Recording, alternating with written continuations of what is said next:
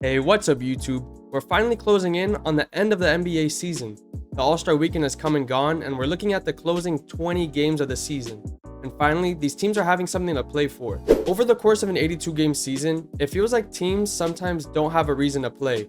But in these last 20 games, it may decide something as substantial as who wins it all. Like if you look at the 2021 finals, for example, the Phoenix Suns had no business making it that far, and every matchup they had, a lot of people had them losing. But this proves why matchups are so important, because every team they played in the playoffs was facing the injury bug.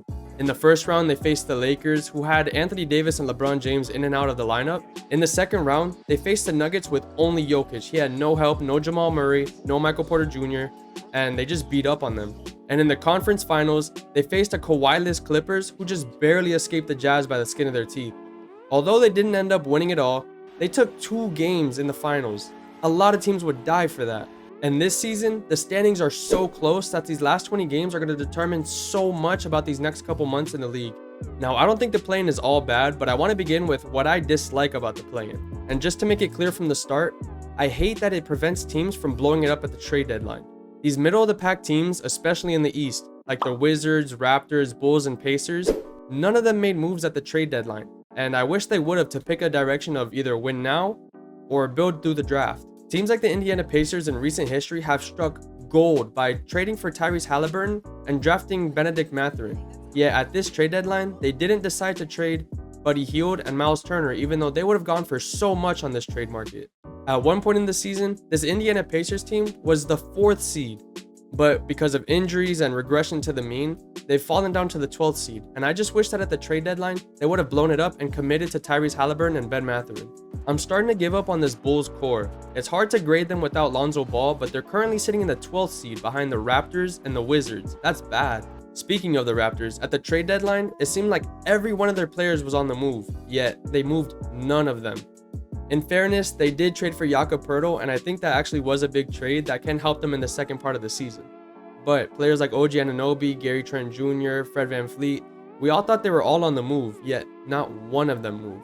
And don't even get me started on the Wizards. They haven't been competitive in years, yet they're drafting guys like Johnny Davis, Corey Kispert, and Troy Brown.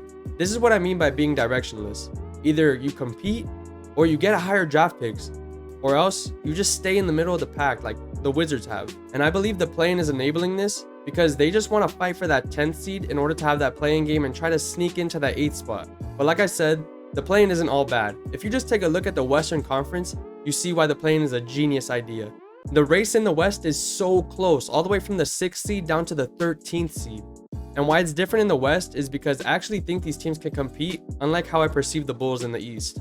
The Pelicans were as high as the 2 seed this season, but with Zion's injuries and Brandon Ingram being in and out of the lineup, they've fallen all the way down to the 10th seed. And I believe that the play-in is a great opportunity for them to get back into the playoffs where they belong. And although they aren't my favorite team, they're my favorite team to talk about. The new look Los Angeles Lakers deserve a spot in that playoffs, and it just might be that they made that trade too little, too late. There's always some drama, some storyline around the team that LeBron is on, and this year is no different. But the Lakers are a great example of what I'm referring to having a direction and making win-now trades. You don't have to blow it up. You can commit to winning. So I told you my dislikes, I told you my likes.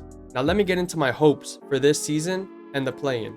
If it were up to me, in the East, I need the Nets to fall out of the playoffs. I don't care about them as much anymore, but what they've done to the Heat and the Celtics, it looks like they might be here to stay. In a perfect world, in the East, I want the 7th and 8th seeds to remain as the Heat and the Hawks.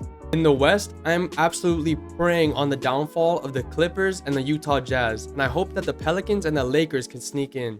After tonight, Russell Westbrook has moved on to 0-15 in games that he started, and the Clippers are now 0-5 since adding Russell Westbrook to their starting lineup.